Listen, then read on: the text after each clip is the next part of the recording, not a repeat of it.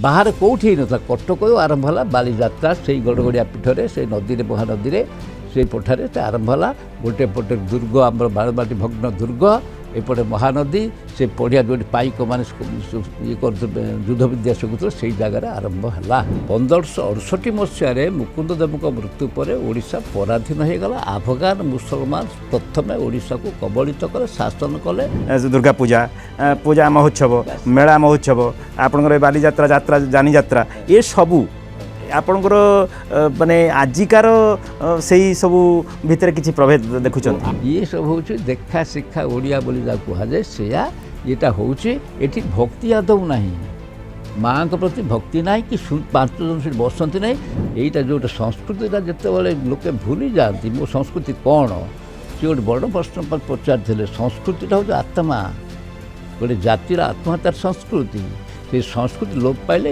बाह्य आडम्बर हुए तेना आपण कहवा अनुसार तमाने आमर सभ्यता आम संस्कृति आम परंपरा आर विकसित होती ना अवक्षय मनीष जो 6टा शत्रु अच्छी अहंकार बल दर्प काम क्रोध परिग्रह परिग्रह अर्थ हूँ दुर्नीति अर्थात पर जिते संपत्ति अच्छी मुझे रखी आजिकल लोक हूँ परिग्रहर लोक जीवन कौठू आरंभ कौट शेष किए कह छाती हलफ दे कौ मुदेवी एमती किए लोक अच्छे कि जीवन कौन ना श्रीमद भगवत गीतार भगवान कृष्ण कहते सर्वभूतेषु जीवन जे जेतेबेले आमर ओडिया साहित्य एते समालोचना धर्मी लेखा प्रकाश पाउन सेतेबेले आपन लेखनी से चली एवं आर पछरे माने कौन उद्देश्य आपन किंतु मोर चिंता करी जहाँ मु तो मो निज को जो लिखुली सी बर्तमान चलीगल अन्न पाखक मोर तो संपत्ति से नुह मत भारी खुशी लगला मुझे बसी थे निरवच्छिन्न पर लिखी आसी लिखुची साहित्यिक माने हुंतु राजनीतिक स्तर रे हो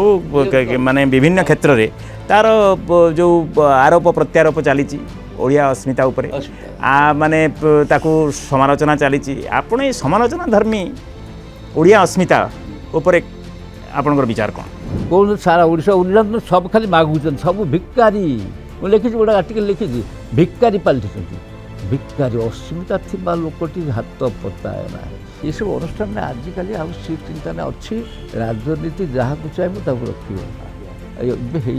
खाली से नुहे सबुआड़े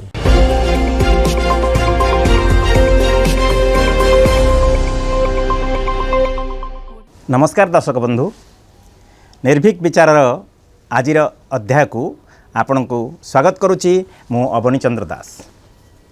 निर्भीक विचार आज अतिथि होउचंती ओडिशार जड़े स्वनामधन्य साहित्य साधक प्रथितयशा प्राध्यापक निर्भीक समालोचक जहाँकर निकट अतीत 2024 मसीहा केंद्र साहित्य एकाडेमी पुरस्कार विजेता प्राबंधिक डॉक्टर वैष्णव चरण सामल महोदय आसतु आमे आज पहुँची जाइचु कटक स्थित तांको चावलियागंज बासभवन रे आसतु तांको स्वागत करिबा।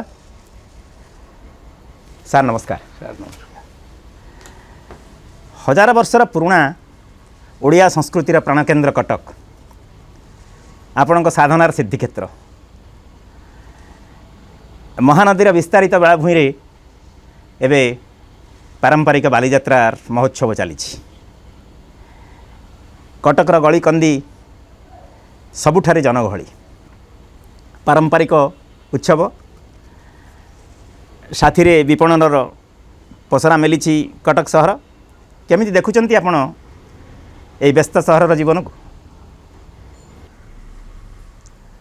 कटक शहर 1000 वर्षर कटक शहर किंतु कटक कहले गोटे स्थान को अतीत बुझाऊ ना कटक कहले गोटे अंचल निर्दिष्ट अंचल गोटे स्थानिक गौरव थी गोटे स्थानिक पट्टभूमि गौरव तार गोटे वैशिष्ट्य थी जमती नीलाद्रि कटक विलानासी कटक अतीत अमरावती कटक चौद्वार कटक बिरजाकट इत्यादि किंतु 999 मसीह जो केशरी वंश जहाँ कहुए लोके कहते कि सोम वंश से सोम वंश राजनीति समय ये शासन केन्द्र कटक हो गला ये बिलानेश कटक शासन केन्द्र है तेणु ताकू कटक बोली राजधानी कले कटक गोटे राजधानी हो गला कटक से राजधानी हो ये कटक हो गला କଟକ ହେଲା।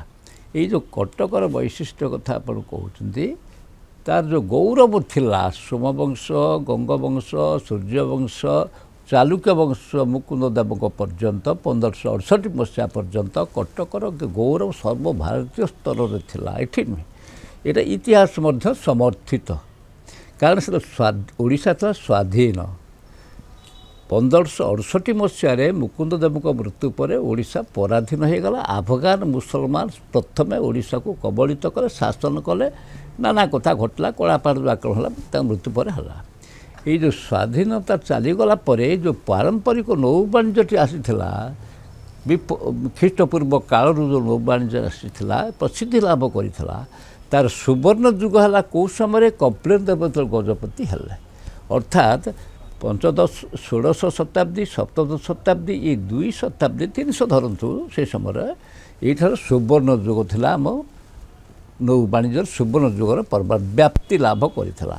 ଏଇଠୁ ପ୍ରଥମେ ଯାଇଥିଲେ କେଉଁଠୁ ନା କଟକର ଏଇ ଯେଉଁ ବାରବାଟୀ କିଲ୍ଲା ବାରବାଟୀ ପଡ଼ିଆ, ସେଇଠୁ ନୌଯାତ୍ରାଟା ଆରମ୍ଭ ହେଲା, ମହାନଦୀରେ ହେଲା। ହେଇକରି ପ୍ରଥମେ ଯେଉଁମାନେ ଗଲେ, ତାପରେ ପରେ ସେଠୁ ଚାରିଆଡ଼ୁ ତ ବହୁତ ମାନେ ଗଲେ। ପ୍ରଥମେ ଗଲେ କେଉଁଠିକି ନା ବାଲି ଦ୍ୱୀପକୁ ଗଲେ। ଖ୍ରୀଷ୍ଟପୂର୍ବ କାଳରେ ଛୋଟିଆ ଦ୍ୱୀପଟେ ବାଲି ଦ୍ୱୀପ, ଗୋଟେ ଛୋଟିଆ ଦ୍ୱୀପକୁ ନେଇକରି କେବଳ ଯାଉନଥିଲେ, ତା ସାଙ୍ଗରେ ସେଠି ଜାଭା, ସୁମାତ୍ରା, ବର୍ଣ୍ଣିଓ, ବ୍ରହ୍ମଦେଶ, ତାପରେ ମିଆଁମାର କହୁଛନ୍ତି, ଚୀନ, ଜାପାନ, ସିଂହଳ ଇତ୍ୟାଦି ସବୁଆଡ଼କୁ ଯାଉଥିଲେ। ଗୋଟେ କିନ୍ତୁ ବାଲିଯାତ୍ରା କାହିଁକି କୁହାଗଲା? ଏଇଟା ବୁଝିବା ଉଚିତ। ସମସ୍ତେ ବୁଝୁନାହାନ୍ତି କ'ଣ ସେ ବାଲିଯାତ୍ରା। କେହି କହନ୍ତି ବାଲି ପଡ଼ିଆଟା ଯାତ୍ରା ହେଉଥିଲା, ସେଇଟା ନୁହେଁ, ଠିକ୍ ନୁହେଁ। ଏଇ ଯେଉଁ ବାଲି ଦ୍ୱୀପକୁ ପ୍ରଥମେ ଗଲେ, ଜଗନ୍ନାଥ ମନ୍ଦିର କଲେ, ଜଗନ୍ନାଥ ସଂସ୍କୃତି କଲେ, ଗୋଟେ କିଳିଙ୍ଗ ଜାତି ବୋଲି ସୃଷ୍ଟି ହେଲା ସେଠି। ଏ କଳିଙ୍ଗ ଲୋକମାନେ କଲେ ଓ ସେ ଅଞ୍ଚଳ ସୃଷ୍ଟି ହେଲା।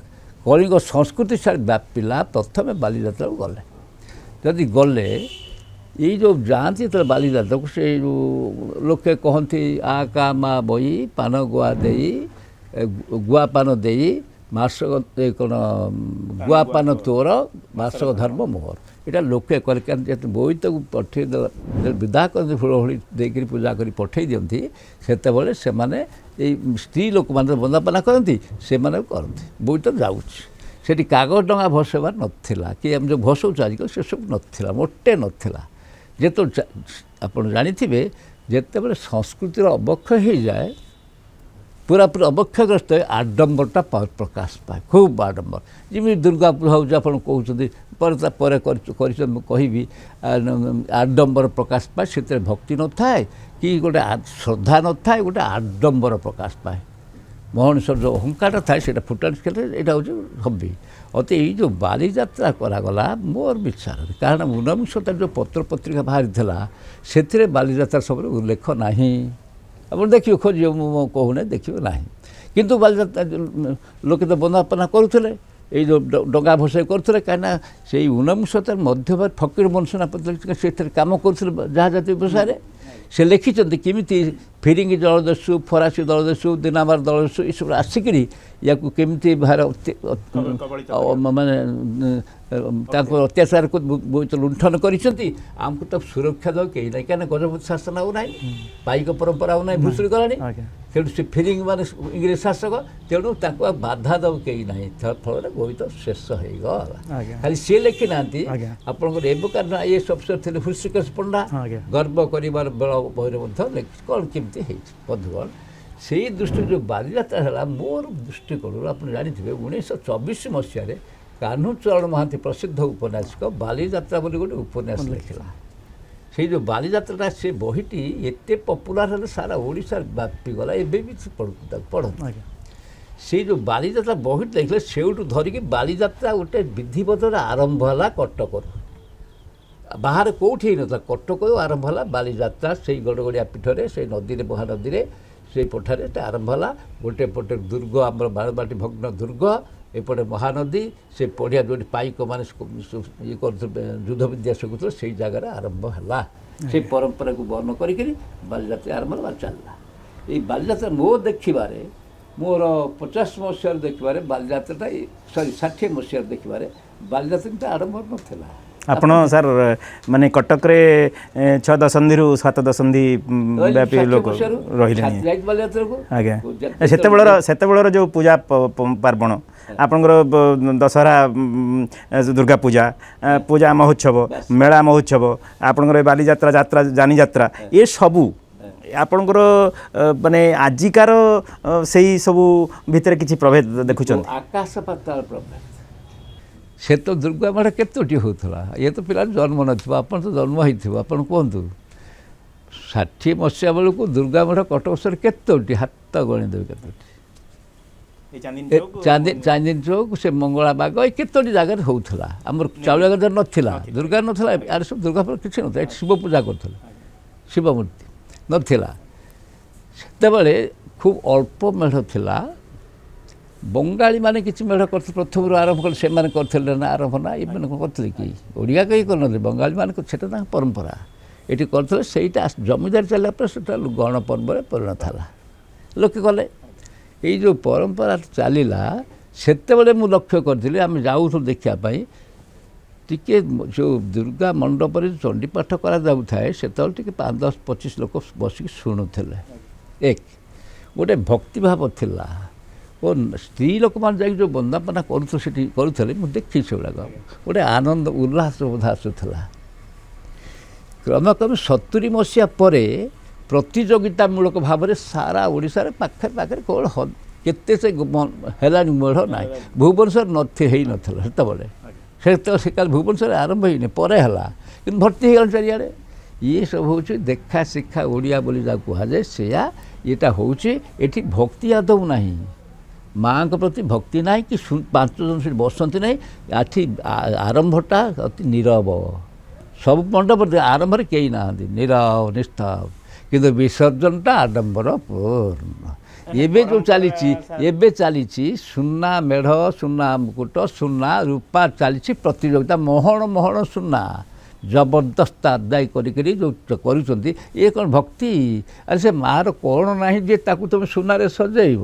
ଆମ୍ ସାଇ ମେଢ଼ ଯେଉଁ ଗର୍ବ କରିବା, ତାପରେ ଗଣ୍ଡଗୋଳ କରିବା, ଚାଲିବା, ଏ ହେଲା। ତେଣୁ ମୋର ମନେ ହେଲା ଏଇଟା ଯେଉଁଟା ସଂସ୍କୃତିଟା ଯେତେବେଳେ ଲୋକେ ଭୁଲି ଯାଆନ୍ତି, ମୋ ସଂସ୍କୃତି କ'ଣ, ସେ ଗୋଟେ ବଡ଼ ପ୍ରଶ୍ନ ପଚାରିଥିଲେ। ସଂସ୍କୃତିଟା ହେଉଛି ଆତ୍ମା, ଗୋଟେ ଜାତିର ଆତ୍ମା ତାର ସଂସ୍କୃତି। ସେଇ ସଂସ୍କୃତି ଲୋପ ପାଇଲେ ଏଇ ବାହ୍ୟ ଆଡ଼ମ୍ବରରେ ହୁଏ, ସେଇଟା ହେଇଛି। ତାହେଲେ ଆପଣଙ୍କ କହିବା ଅନୁସାରେ ତାମାନେ ଆମର ସଭ୍ୟତା, ଆମ ସଂସ୍କୃତି, ଆମ ପରମ୍ପରା ଆର ବିକଶିତ ହେଇଛି ନା ଅବକ୍ଷୟ ହେଇଛି? ଅବକ୍ଷୟ ଘଟିଛି। ସେ ସଂସ୍କୃତି ଯେଉଁ ଥିଲା ଆପଣ ଅନୁଭବ କରୁଥିଲେ, ଗାଁ ଗହଳିରେ ମଧ୍ୟ ଯେଉଁ ଥିଲା ପାରସ୍ପରିକ ସମ୍ପର୍କ, ଜାତିଭେଦ ଥିଲା, କିନ୍ତୁ ଆନ୍ତରିକ ଶ୍ରଦ୍ଧା ଥିଲା। ହରିଜନଟି ଅମକଟେ ବିପଦରେ ପଡ଼ି ଦୌଡ଼ି ଯାଉଥିଲେ ସେ ସବର୍ଣ୍ଣମାନେ। ମୁଁ ତ ନିଜେ ଅନୁଭବ ଭୁକ୍ତ ହୋଇ ମୋ ବାପାଙ୍କୁ ଦେଖି ସବୁ ଦେଖିଛି କେମିତି ଥିଲା। ଏବେ ସେଇଟା ନାହିଁ, ସମସ୍ତେ ହାମବଡ଼ା ଏକ ହେଇଯାଇଛନ୍ତି, ଏଠି ଆଉ ସଂହତି ନାହିଁ, ଲୋପ ପାଇଛି ସଂସ୍କୃତି ଗୋଟେ ସମଗ୍ର।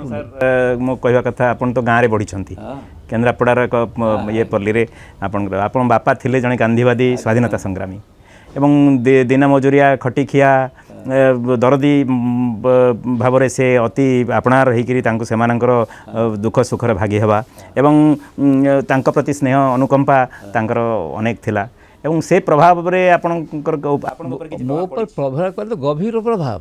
ମୋର ଯେଉଁ କୈଶୋର ଜୀବନ, ବାଲ୍ୟ ଜୀବନ କହିଲେ, କେଉଁ ପର୍ଯ୍ୟନ୍ତ ମାଟ୍ରିକ ପାସ୍ ନାବାଳକ ଥିବ ସେ ତ ସାବାଳକ ହେଇନୁ, 18 ବର୍ଷ ପର୍ଯ୍ୟନ୍ତ 17 ବର୍ଷ ପର୍ଯ୍ୟନ୍ତ ଧରନ୍ତୁ ବାଲ୍ୟ ଜୀବନ କରିବ। ମୋର ପ୍ରଥମ ବାଲ୍ୟ ଜୀବନଟି 11 ବର୍ଷ 10 ବର୍ଷ ପୁରୀକି 11 ବର୍ଷ ପୁରୀ ନାହିଁ, ଚାଲୁଛି ଉପନୟନ ହେବ ସେତେବେଳେ।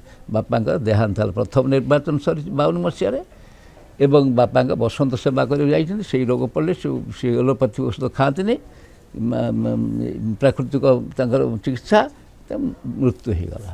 ସେତେବେଳେ ମାତ୍ର ମୁଁ 4ର୍ଥ ଶ୍ରେଣୀ ପଢ଼ୁଥିଲି।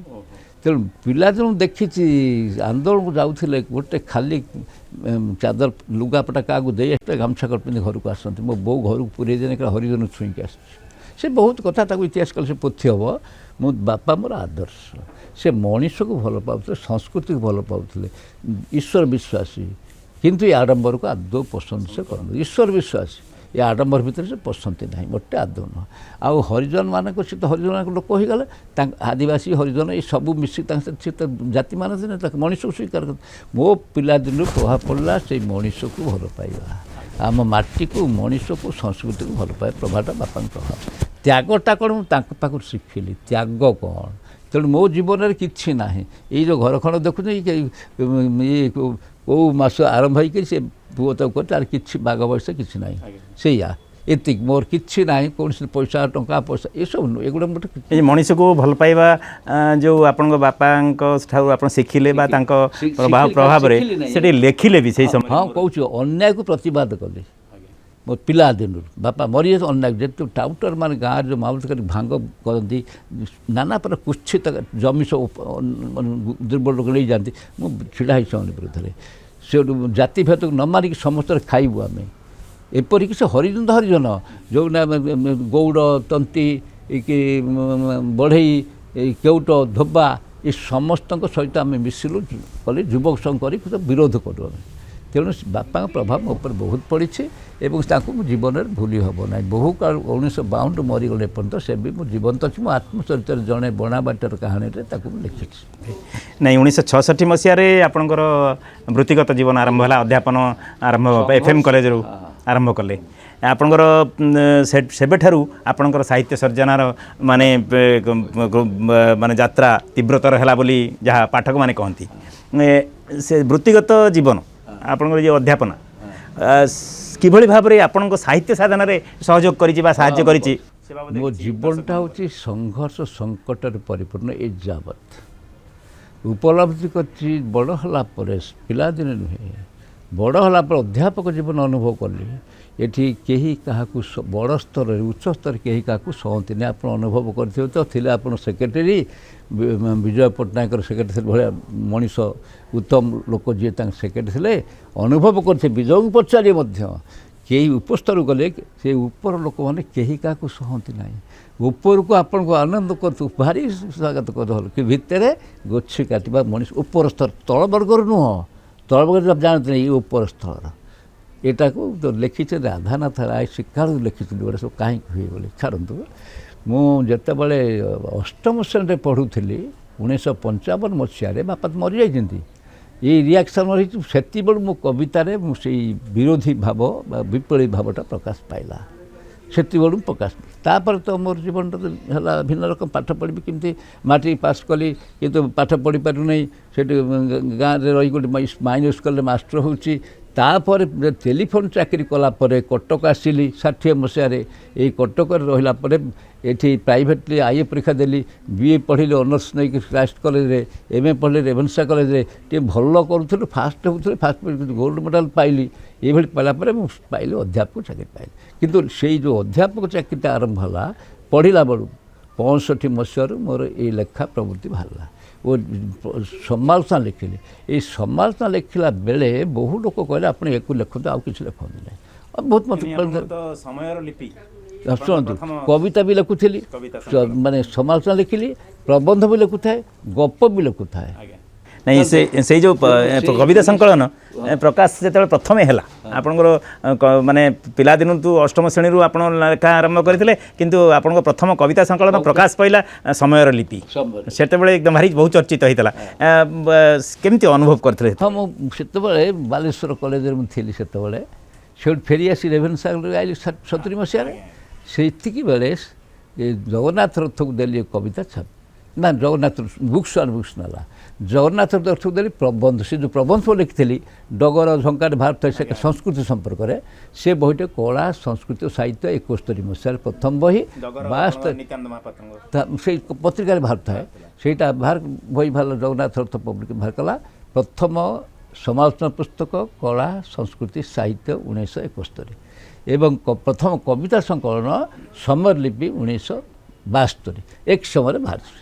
ସେଇ ଦୁଇଟା ଲେଖିଲା ପରେ ମୋର ଗୋଟେ ଆତ୍ମବିଶ୍ୱାସ ବଢ଼ିଗଲା, ଭାରି ଖୁସି ଲାଗିଲା ମୋତେ। ମାନେ କିଏ ତାର ପଢ଼ୁ ନ ପଢ଼ୁ ମୋର କିଛି ଯାଏ ଆସେ ନାହିଁ, କିନ୍ତୁ ମୋର ଚିନ୍ତା କଲି ଯେ ଯାହା ହଉ ମୁଁ ତ ମୋ ନିଜକୁ ଯେଉଁ ଲେଖୁଥିଲି ସିଏ ବର୍ତ୍ତମାନ ଚାଲିଗଲା ଅନ୍ୟ ପାଖକୁ, ମୋର ତ ଆଉ ସମ୍ପତ୍ତି ସିଏ ନୁହଁ। ମୋତେ ଭାରି ଖୁସି ଲାଗିଲା, ମୁଁ ଉଲ୍ଲସିତ ହେଲି ଓ ତାପରେ ମୁଁ ନିରବଚ୍ଛିନ୍ନ ଲେଖି ଆସିଛି, ଏପର୍ଯ୍ୟନ୍ତ ଲେଖୁଛି। ଏପର୍ଯ୍ୟନ୍ତ 170 ଖଣ୍ଡ ବହି ବାହାରିଲାଣି। ସମାଲୋଚନା ସବୁଠୁ ବେଶୀ ମାନେ ସାହିତ୍ୟ ଗଳ୍ପ କବିତା ପ୍ରବନ୍ଧ ସମାଲୋଚନା ଧର୍ମୀ ସମୀକ୍ଷା ଆପଣ ସେତେବେଳେ ଆପଣଙ୍କ ମୋ କହିବା କଥା ଯେ ଆପଣଙ୍କର ମାନେ ଯେଉଁ 160 170ରୁ ଅଧିକ ପୁସ୍ତକ ଆପଣଙ୍କ ମାନେ ଓଡ଼ିଆ ମାଣୀ ଭଣ୍ଡାରକୁ ସମୃଦ୍ଧ କରିଛି ଆପଣଙ୍କ ଲେଖା। ଅଧିକାଂଶ ପୁସ୍ତକରେ ବିଶେଷ କରି ପ୍ରବନ୍ଧମାନଙ୍କରେ ଆପଣଙ୍କର ସମାଲୋଚନା ରହୁଥାଏ, ଆଧ୍ୟାତ୍ମିକତା ଜୀବନ ଦର୍ଶନ ଆଉ ଓଡ଼ିଆ ଅସ୍ମିତାକୁ ଭଲ ପାଇବା ବା ଓଡ଼ିଆଙ୍କ ପରିଚୟ ଅଧିକ ଭାବରେ ପ୍ରାଞ୍ଜଳ ଭାବରେ ପୁଙ୍ଖାନୁପୁଙ୍ଖ ଭାବରେ ଆପଣଙ୍କ ପ୍ରବନ୍ଧରେ ସ୍ଥାନିତ ହେବା, ଏହାର ରହସ୍ୟ କ'ଣ? ମୋର କବିତାରେ ସମାଲୋଚନା ଦୃଷ୍ଟିଭଙ୍ଗୀ ଅଛି, ଗଳ୍ପରେ ବି ରହିଛି, ବିଶେଷ ଭାବରେ ରହିଛି ରମ୍ୟ ରଚନାରେ। ମୁଁ ଯେତେବେଳେ ଅନୁଭବ କଲି ଯେ ସମାଲୋଚନା ମୁଁ ଅନ୍ୟ ପାଇଁ ଲେଖୁଛି, ମୁଁ କ'ଣ ନିଜେ କହୁଛି ସେ ଚିନ୍ତା କଲା ବେଳକୁ ରମ୍ୟ ରଚନା ମୁଁ ଲେଖିଲି। ଦେଖିଲି ମଣିଷର ଅହଙ୍କାର, ଚାକିରି କ୍ଷେତ୍ରରେ ଯେଉଁ ଅହଙ୍କାର, ମଣିଷର ଯେଉଁ 6ଟା ଶତ୍ରୁ ଅଛି, ଅହଙ୍କାର, ବଳ, ଦର୍ପ, କାମ, କ୍ରୋଧ, ପରିଗ୍ରହ। ପରିଗ୍ରହ ଅର୍ଥ ହେଉଛି ଦୁର୍ନୀତି, ଅର୍ଥାତ୍ ଯେତେ ସମ୍ପତ୍ତି ଅଛି ତାକୁ ଆଣି ମୁଁ ରଖିବି। ଆଜିକାଲି ଲୋକ ହେଉଛି ପରିଗ୍ରହର ଲୋକ। ଏତେ ଜୋରରେ ସେ ପରିଗ୍ରହ ପ୍ରତି ମମତା ହେଇଛି, ଦେଶ ଗୌଣ ହେଇଯାଉଛି, ଜାତି ଗୌଣ ହେଉଛି, ସଂସ୍କୃତି ସବୁ ଗୌଣ ହେଇଯାଉଛି। ନିଜେ କୋଠା ବାଡ଼ି କରିବା ଭଲରେ ରହିବା, ଏଇଟା ହେଇଛି ମୋର। ସେଇଗୁଡ଼ାକ ରିଆକ୍ସନ୍ ହେଇଛି। ସେଇ ରିଆକ୍ସନ୍ ମୁଁ ରମ୍ୟ ରଚନା ପଢ଼ୁଛି। ଏବେ ମୋର ରମ୍ୟ ରଚନା ଗ୍ରନ୍ଥାବଳୀ, ବଡ଼ ଗ୍ରନ୍ଥାବଳୀ ବାହାରିଛି, ପୁଣି 2ଟା ଗ୍ରନ୍ଥ ବାହାରିଲାଣି। ମୋର ସମଗ୍ର କବିତା ଗ୍ରନ୍ଥାବଳୀ ଗୋଟେ ବାହାରି ଯାଇଛି, ନା ବହି ବାହାରିଛି।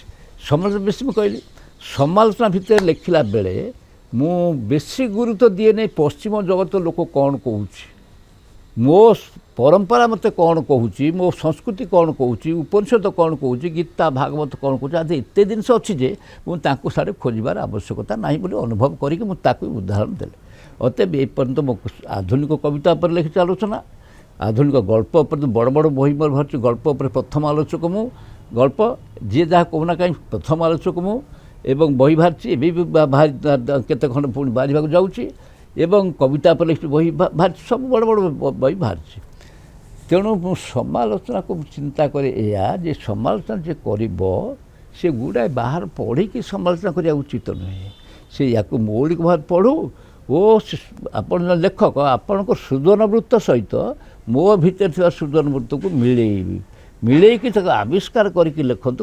ଲେଖଟେ କ'ଣ ନିନ୍ଦା କରିଦେଲେ ହେବନି। ମୁଁ ନିନ୍ଦା କରେ ନାହିଁ, କାହାର ନିନ୍ଦା କରେ ନାହିଁ, କିନ୍ତୁ ଭର୍ତ୍ସନା କରେ ନାହିଁ, ମୁଁ ପ୍ରଶଂସା କରେ। ଓ ସାର୍ ମନକୁ ପ୍ରଶ୍ନଟି ଆସୁଛି ଯେ ଯେତେବେଳେ ଆମର ଓଡ଼ିଆ ସାହିତ୍ୟରେ ଏତେ ସମାଲୋଚନା ଧର୍ମୀ ଲେଖା ପ୍ରକାଶ ପାଉନଥିଲା, ସେତେବେଳେ ଆପଣଙ୍କ ଲେଖନୀ ସେତେବେଳେ ଚାଲିଛି ଏବଂ ଆର ପଛରେ ମାନେ କ'ଣ ଉଦ୍ଦେଶ୍ୟ ଆପଣ କେମିତି ଭାବିଲେ ଯେ ଏଇ ଜିନିଷଟା ଲେଖିବି ଏବଂ ଏହା ସମାଜକୁ ଦିଗ୍ଦର୍ଶନ ଦେବେ? କବିତା ଭିତରେ କ'ଣ ଅଛି କେହି ଲେଖି ନାହାନ୍ତି, ସେତେବେଳେ ମୁଁ ଲେଖିଲି କବିତା ଭିତରେ କ'ଣ ଅଛି। ଏବେ ସେ ବହି ବାହାରିଛି କବିତା ବିମର୍ଶ, ଆଧୁନିକ କବିତା, ବଡ଼ ବହିଟିଏ। ଯେତେବେଳେ କୌଣସି ବ୍ୟକ୍ତି ଉପରେ କେହି ଲେଖୁନଥିଲେ ମୁଁ ଲେଖୁଥିଲି ସେତେବେଳେ। ଏପରିକି କିଶୋରୀ ଚରଣ ଦାସ କି ଯିଏ ହଉ, ସୁରେନ୍ଦ୍ର ମଧ୍ୟ ମରିଗଲେଣି, ମରିଗଲେଣି, ସବୁ ବଡ଼ ବଡ଼ ଲୋକ ସେମାନେ କହନ୍ତି ବୈଷ୍ଣବ ବାବୁ ଆମ ଉପରେ ପ୍ରଥମେ ଲେଖିଥିଲେ। ସେ ଯେଉଁ ରାଜକିଶୋର ପଟ୍ଟନାୟକ ସେ ଖୁସି ହେଇକି ଆସି ପହଞ୍ଚୁଥିଲେ, ଆମ ଘରେ ପହଞ୍ଚନ୍ତି। ମୁଁ କହୁଛି ରୋମାଞ୍ଚ ହେଉଛି ସେଗୁଡ଼ାକ, କାହିଁକିନା ଭଲ ହଉ ମନ୍ଦ ମୁଁ ଲେଖିଥିଲି। ମୁଁ କେବେ ଗର୍ବ କରେନି ମୁଁ ଭଲ ଲେଖିଛି, କଥା କହୁନି, ମୁଁ ଲେଖିଥିଲି। ପରବର୍ତ୍ତୀ କାଳ ଯିଏ ଲେଖୁ କରିଛି, କିନ୍ତୁ ଏ ଜାତି ଏତେ ସେତେବେଳର ସେଇ ସବୁ ସମଧର୍ମୀ ବା ସତୀର୍ଥମାନଙ୍କର ନିଶ୍ଚିତ ଭାବରେ ପ୍ରଭାବିତ କରିଛି ସେମାନଙ୍କୁ, ଏଥିରେ ତିଳେ ମାତ୍ର ସନ୍ଦେହ ନାହିଁ। ତେବେ ଆପଣଙ୍କର 1920 ମସିହାରେ ଆପଣଙ୍କ ଲେଖନୀ ନିଃସୃତ 1920 ଭୁଲ କହିଲି, ଆପଣ ଭୂତି ଭକ୍ତି ବିଭୂତି 2020 ମସିହାରେ ଆପଣ ଲେଖିଲେ, କିନ୍ତୁ 2024 ମସିହା ମାନେ 4 ବର୍ଷ ବ୍ୟବଧାନ ପରେ ସେ କେନ୍ଦ୍ର ସାହିତ୍ୟ ଏକାଡେମୀ ପୁରସ୍କାର ଲାଭ କଲା। ଆର ଏଇ ଯେଉଁ ବ୍ୟବଧାନ। ବାବୁ ଆପଣ ତ ବୟସ ହେଲାଣି, ମୋତେ ତ 88 ବର୍ଷ ଚାଲିଲାଣି। ଶୁଣନ୍ତୁ, ଏ ଓଡ଼ିଆ ଜାତିକି ହାଡ଼େ ହାଡ଼େ ମୁଁ ଚିହ୍ନିଛି। ମୁଁ ସବୁଆଡ଼େ ମିଶେ, ମୁଁ ବିଶେଷ ଭାବରେ ତଳିଆ ବର୍ଗ ମଣିଷ ସହିତ ମିଶେ, ବଡ଼ ବଡ଼ିଆଙ୍କ ସହିତ ଯାଏ, ଦେଖା ହୁଏ, ସବୁ ହୁଏ, ତାଙ୍କ ସହିତ ମିଶେ ନାହିଁ ବେଶୀ। ମୋର ଚରିତ୍ର ଏଇ ଯେଉଁ ଯେହେତୁ ମିଶେ ନାହିଁ, ମୋର ଗୋଷ୍ଠୀ ନାହିଁ, କେହି ନାହିଁ। ଓଡ଼ିଶାରେ ପୁରସ୍କାର ବ୍ୟବସ୍ଥାଟା କେବେଠାରୁ ଆରମ୍ଭ ହେଲା? ପ୍ରଥମେ ଆରମ୍ଭ କଲା କିଏ ନା ବିଶ୍ୱ ମିଳନ ହରେକୃଷ୍ଣ ମହତାବ 1950ରୁ ବିଶ୍ୱ ପୁରସ୍କାର। ତାପରେ ତ କେହି କରିନଥିଲା, କହୁନାହାନ୍ତି କିଏ ଛାତିରେ ହାତ ଦେଇକି।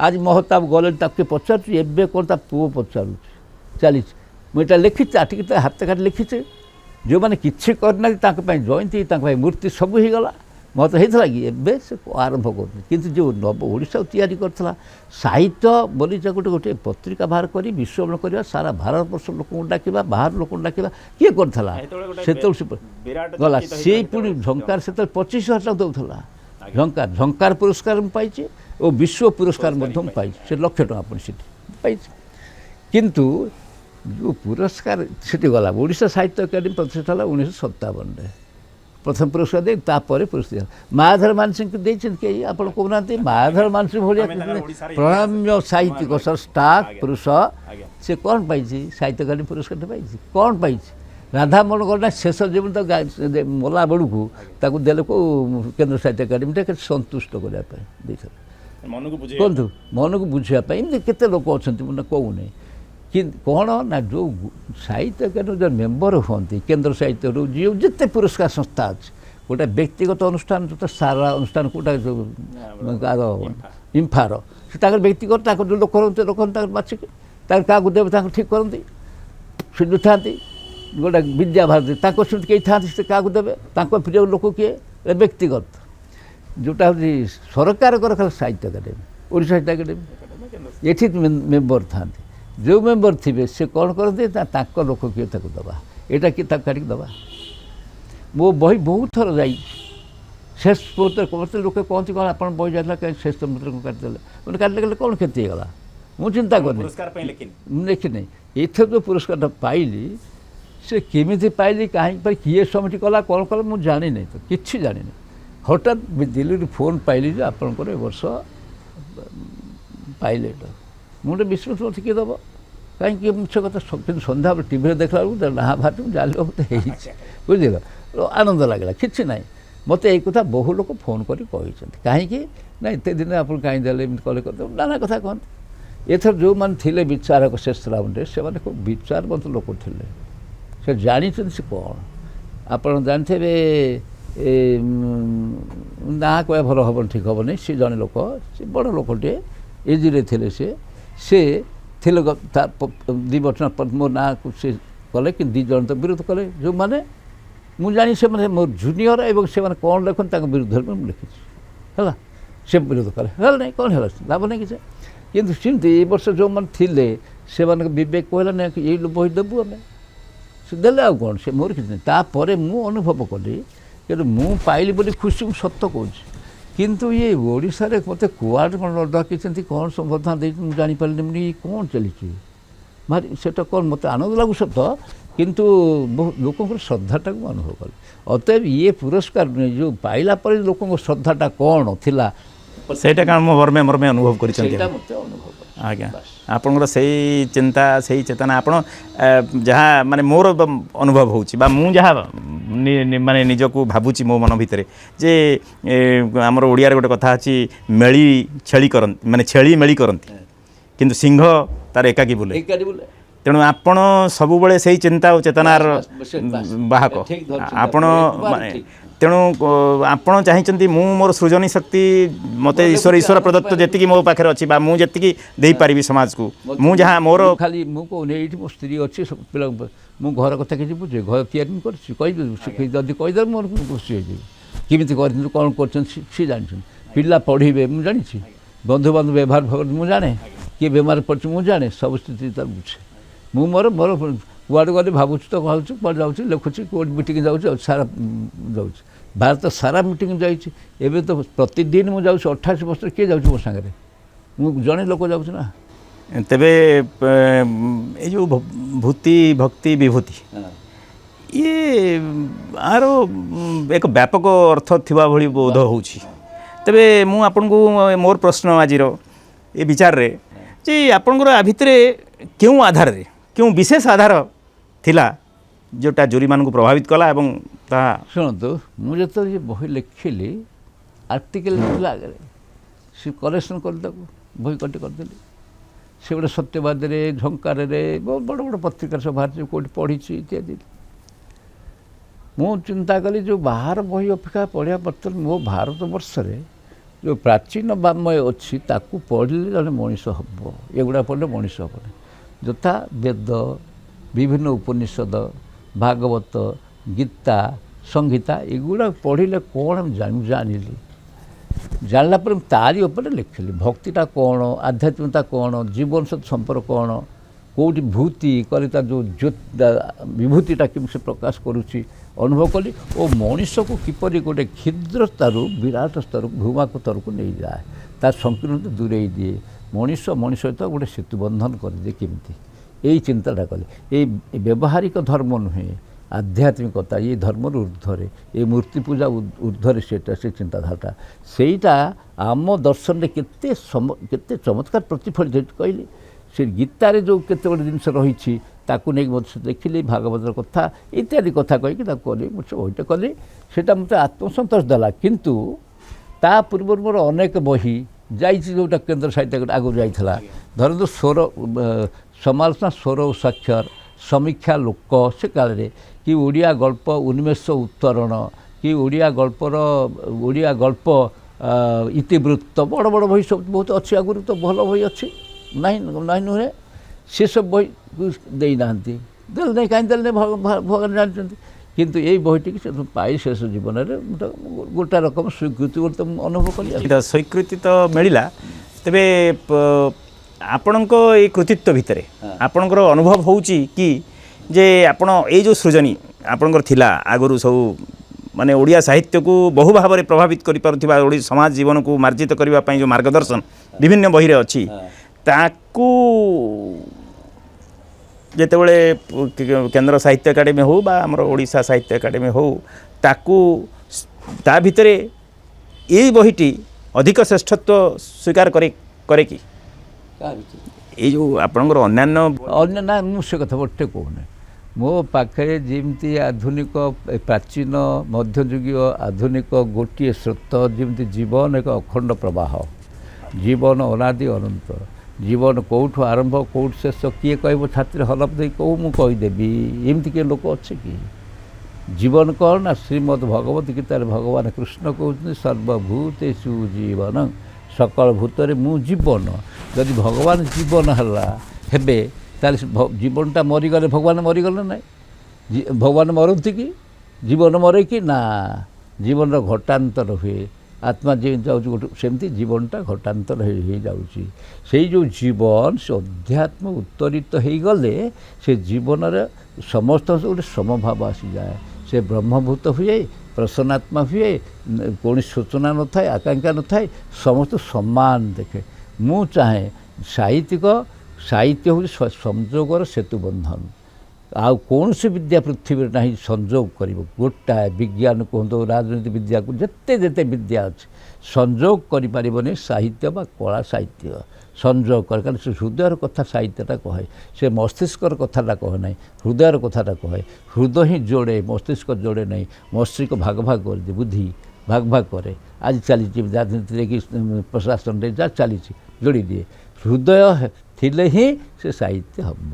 ସେଇଥିପାଇଁ ମୁଁ ଗୁରୁତ୍ୱ ଦେଲି এই সাহিত্য সমালোচনা হও বা সৃজনশীল লেখা হও ସବୁଥିରେ ଗୁରୁତ୍ୱ ଦେଲି। ମଣିଷକୁ ମୁଁ ଗୁରୁତ୍ୱ ଦେଲି, ସଂସ୍କୃତିକୁ ଗୁରୁତ୍ୱ ଦେଲି ଓ ମାଟିର ବାସ୍ନାରେ ଆମେ ବାସ୍ନାୟିତ ନହେଲେ, ଆମ ସଂସ୍କୃତିକୁ ଭଲ ନ ପାଇଲେ, ଏ ବାହାର ସଂସ୍କୃତି ଆଣି ଆରୋପ କରିଦେଲେ ଆମେ କ'ଣ ହେବ କି? ଆଜି ହେଇଛି କାହିଁକି ଅବକ୍ଷ ଦେଖାଯାଇଛି ନା ବାହାର ଆକର୍ଷଣ ଆମ ମାଡ଼ି ବସିଲା, ଉପଭୋଗବାଦ ଜଡ଼ବାଦ ଆମକୁ ଏପରି ମାଡ଼ି ଦେଇଛି, ମଣିଷ ବ୍ୟକ୍ତି ହେଉଛି ମାରୁଛି ହାଣୁଛି, ଯେଉଁ ଚାଲିଛି ଯେ ନାନା ପ୍ରକାର ବିଭତ୍ସ କାଣ୍ଡ ପ୍ରତିଦିନ ଖବର କରି ପାଇବେ, କେଉଁଟା ଶେଷ ଅଛି?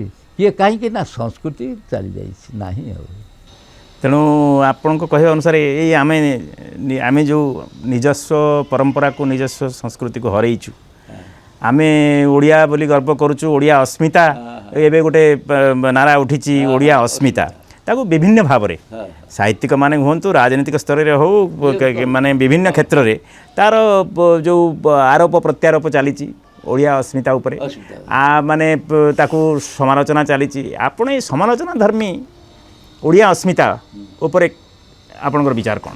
ମୋର ତ ତାପରେ ଅନେକ ଲେଖା ବାହାରିଛି, ବହିଟେ ବାହାରିବାକୁ ଯାଉଛି, ଧାରାଶୟ ବାହାର କରୁଛୁ, ବାହାରିବ, ନିକଟରେ ବାହାରିବ। ଶୁଣନ୍ତୁ, ଅସ୍ମିତା ମୂଳ ଅର୍ଥ କ୍ରିୟାଟି ହେଉଛି ଅସ୍ମି, ଅହଂ ଅସ୍ମି, ମୁଁ ଅଛି। ଅସ୍ମି କଲେ ମୁଁ ଅଛି। ଏଠି ଇଏ ନାଉନ୍ ହେଇଗଲା ଅସ୍ମିତା, ଅର୍ଥାତ୍ ମୁଁ ତ ମୁଁ ଭାବଟା ଅଛି, ଅସ୍ତିତ୍ୱ ଅଛି। ସେମିତି ଜଣେ ବ୍ୟକ୍ତିର ଯେଉଁ ଅସ୍ମିତା ଅଛି, ଜାତିର ଗୋଟେ ଭାଷାକୁ ନେଇକି ତ ଗୋଟେ ଜାତି ଗଠି ଉଠିଛି ଓଡ଼ିଆ ଜାତି। ପ୍ରତ୍ୟେକ ଜାତିର ଗୋଟେ ଏକାତ୍ମ ଭାବଟା ଆସିଗଲେ ସେଠି ଆସେ ଅସ୍ମିତା। ମୁଁ ଓଡ଼ିଆ, ଆମେ ଓଡ଼ିଆ, ଆମ ସଂସ୍କୃତି ଓଡ଼ିଆ, ଅସ୍ମିତା। ଏଇ ଯେଉଁ ଅସ୍ମିତା ବୋଧ ସେଇଟା ଏ ଅହଙ୍କାର ନୁହେଁ। ଯେଉଁମାନେ ଅହଙ୍କାର କରୁଛନ୍ତି ଅହଙ୍କାର ନୁହେଁ, ସେଇଟା ଗୀତାରେ ରହିଛି। ସେ କହୁଛି ସର୍ବଭୂତେଷୁ ଯେନ ଏକଂ ଭାବଂ ଅବ୍ୟବିଚ୍ଛତେ ଅବିଭକ୍ତ ବିଭକ୍ତେଷୁ ତଜ୍ଜ୍ଞାନ ସାତ୍ୱିକ ବୃଦ୍ଧି।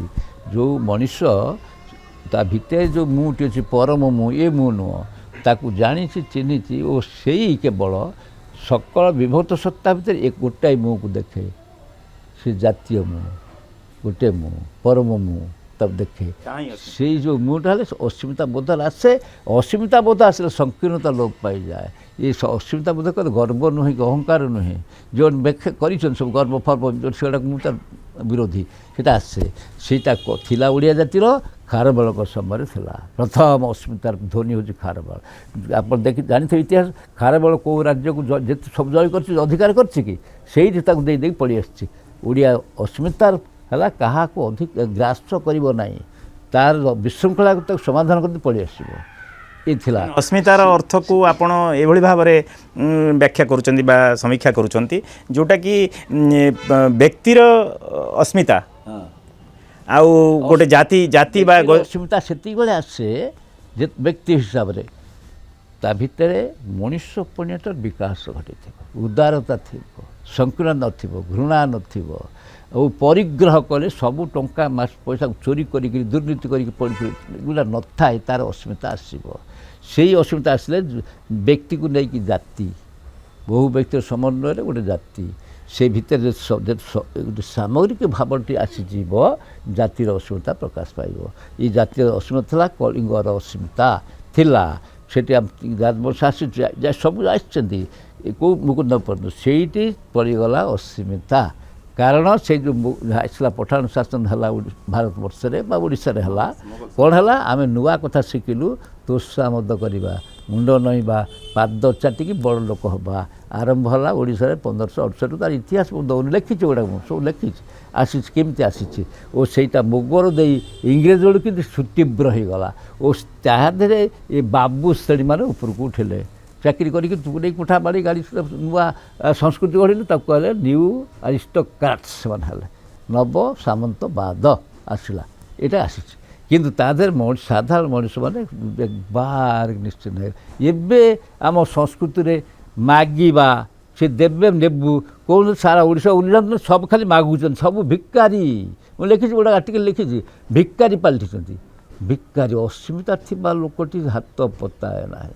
ଗୋଦାବରୀଶ ମହାପାତ୍ର ଗୋଟେ ଗଳ୍ପ ଲେଖିଥିଲା, ସେ କେଉଁ କାଳରେ ମରିଗଲାଣି, ଗୋପବନ୍ଧୁ ଜୀବିତ ଥିଲେ ସେତେବେଳେ। ସେ ଗୋଟେ ଦୁର୍ଭିକ୍ଷ ପଡ଼ିଛି, ବନ୍ୟାରେ ପଡ଼ିଯାଇଛି, ସେ ରିଲିଫ୍ ଦେଉଛି, ବାଣ୍ଟୁଛନ୍ତି।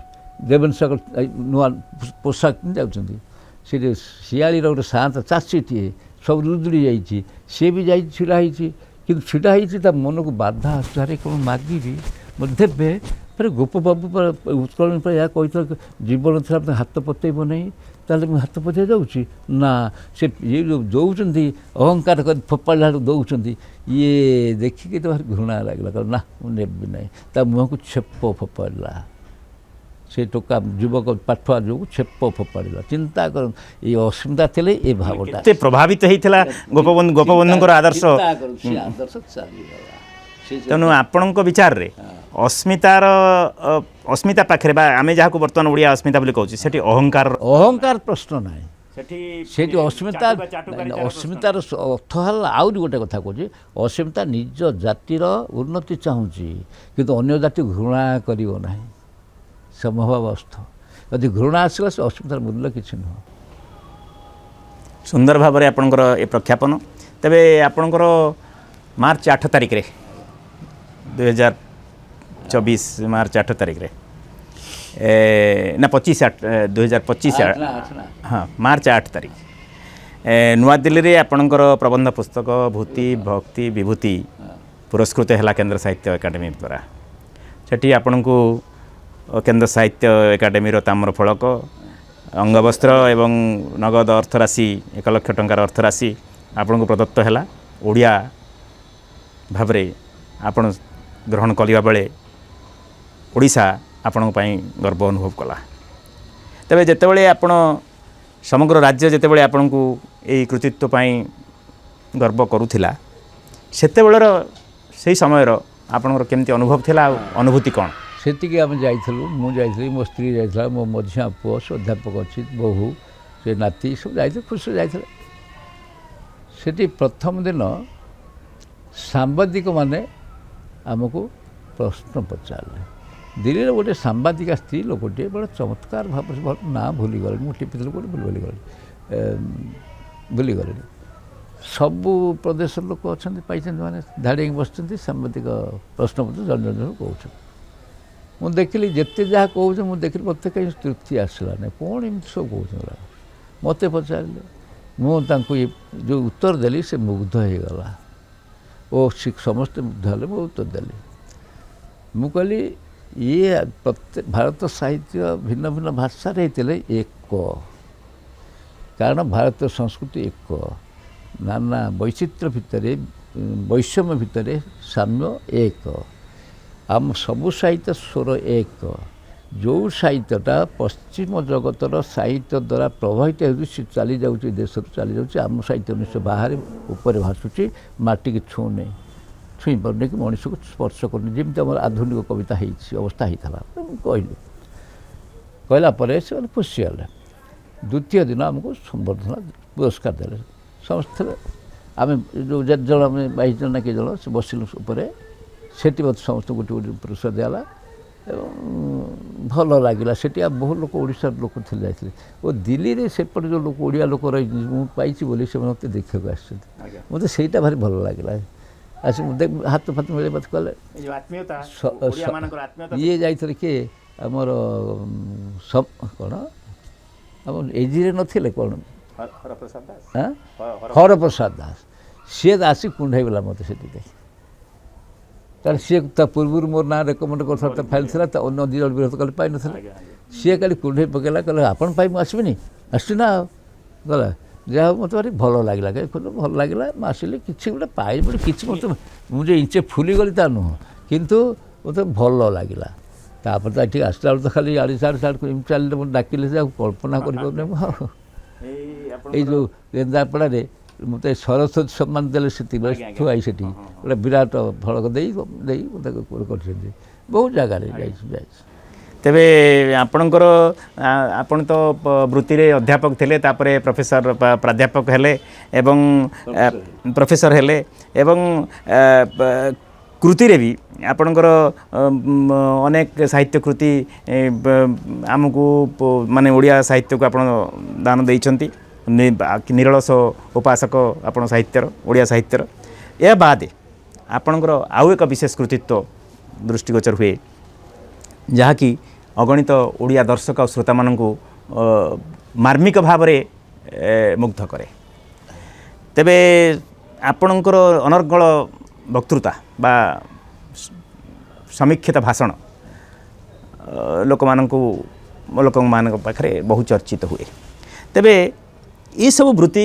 कृति आउ सम्मान सहित आपण केंद्र साहित्य एकाडेमी पुरस्कार पाइचंती 2002 मेरे ओडिशा साहित्य एकाडेमी पुरस्कार पाइचंती विश्व पुरस्कार पाइचंती सारला सम्मान पाइचंती तेबे से सबू को आपण किभଳି ग्रहण करंती मुझे जो विश्व पुरस्कार झंकार पुरस्कार पाई प्रथमे मत बहुत आनंद लगे झंकार से काले झंकार गोटे स्वीकृत महोत्सव था भारी आनंद लगे सम्रांत पत्रिका हाँ विश्व पुरस्कार पाइला बेले मत भारी खुशी लगे एबे गत वर्ष बाणपुर भगवती तर सांस्कृतिक परिषद अच्छी दीपक मिश्र जस्टिस टंका दे कौन कर गोटे पुरस्कार भुवनेश्वर करते सेटा मत गली किंतु भल लगला जदिओ किंतु ये जो भाषा से लगे ना ଓଡ଼ିଶା ସାହିତ୍ୟ ଏକାଡେମୀ ପୁରସ୍କାର ପାଇଲା ବେଳେ ମୁଁ ପାଇଛି, କିନ୍ତୁ ମୋତେ ଏତେଟା ଆନନ୍ଦ ଦେଇନି, ସତ କହୁଛୁ।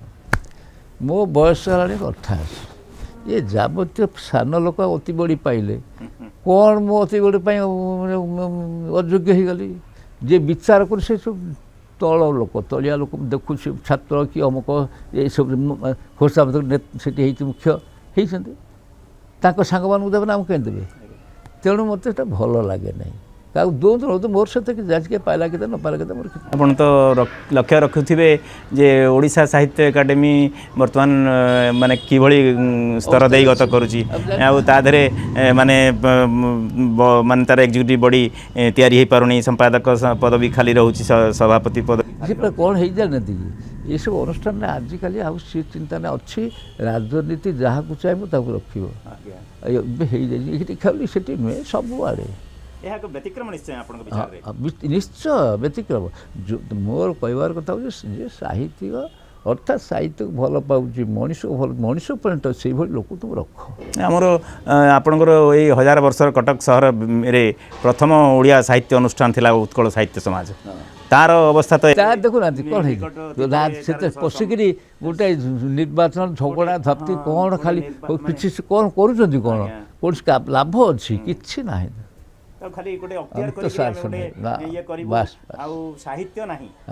ମୋର ଆପଣଙ୍କୁ ବିନୀତ ନିବେଦନ, ଆପଣଙ୍କର ଟିଭି ଚ୍ୟାନେଲ ମାଧ୍ୟମରେ ଏଇ ବିବେକ ଥିବା ଲୋକମାନଙ୍କୁ ଡାକି, ହୃଦୟ ବିବେକ ତାକୁ ନିର୍ଭୀକ ଭାବରେ ଦିଅନ୍ତୁ ଦୃଷ୍ଟିକୋଣ, ଯାଉ ଲୋକଙ୍କ ପାଖକୁ। କାହିଁକି ଆମ ସଂସ୍କୃତି ଅବକ୍ଷୟ ଘଟୁଛି, ଆମେ କେଉଁ ସ୍ତରକୁ ଯାଉଛୁ, ଆମେ ଅଯଥାରେ କେମିତି ପାଶ୍ଚାତ୍ୟ ସଭ୍ୟତାର ଗୋଳାଣୀ ହେଉଛୁ। ଏବେ ଦେଖୁନାହାନ୍ତି ଯେଉଁ ମୁଁ ଯାଇଥିଲି ଆମେରିକା 2 ମାସ ବୁଲିକି ଆଇଲି, ବୁଲିକି ସବୁ ବୁଲିଛି, ଟିକନିକ୍ ବୁଲିଛି, ଦେଖିଲି ଆମେରିକାରେ କ'ଣ ଲୋକଚରିତ୍ର କ'ଣ, ସେଠି ଶୃଙ୍ଖଳା, ପ୍ରବଳ ଶୃଙ୍ଖଳା। ଏଭଳି ବିଶୃଙ୍ଖଳା ଆମ ଓଡ଼ିଶାରେ ଯେମିତି ସେଗୁଡ଼ାକ ନାହିଁ। ନାରୀ ହରଣ ଧର୍ଷଣ ସେଗୁଡ଼ାକ ପାଇବେନି ସେଠି, ଏଠି ପ୍ରତି ମୁହୂର୍ତ୍ତରେ ସେ ଚାଲୁଛି ଦେଖୁଛି। କିନ୍ତୁ ଏ ସବୁ ସତ୍ତ୍ୱେ ତାଙ୍କ ଭିତରେ ଗୋଟେ ଲକ୍ଷ୍ୟ କଲି, ସେଦିନ ସେ ମୋହନ ମାଝୀଙ୍କ ସହିତ ମୁଁ ମିଟିଂରେ ଥିଲି ସାରା ଭବନରେ, ଆପଣ ଥିଲେ ମୁଁ ଜାଣିନି, କହିପାରୁନାହିଁ, ମୁଁ ଥିଲି ବକ୍ତା, ଥିଲି ମୁଖ୍ୟ ବକ୍ତା। ସେ ଖୁସି ହେଇଗଲା, ମୁଁ ତ ଚିହ୍ନି ନାହିଁ ସେଠି। ମୁଁ କହିଲି ସେଠି ବିଶୃଙ୍ଖଳା ଭିତରେ, ଶୃଙ୍ଖଳା ଭିତରେ ବିଶୃଙ୍ଖଳା ହେଉଛି ଅହଙ୍କାର, ଅର୍ଥାତ୍ ଆମଠାରୁ ବଡ଼ ଆଉ କେହି ନାହିଁ। ଏ ଡୋନାଲ୍ଡ ଟ୍ରମ୍ପ ଯେଉଁ ତାରି କ'ଣଟା ଅହଙ୍କାର ନା କ'ଣ, କିଛି ମାନେ ଅଛି? ଖାଲି ଆମକୁ ମାନ, ଆମେ ଯାହା କହୁଛୁ ମାନ, ଏଇଟା ହେଉଛି ତାଙ୍କର ହେଉଛି ବିଶୃଙ୍ଖଳା। ଆମର ଏଠି ଖାଲି ବିଶୃଙ୍ଖଳା।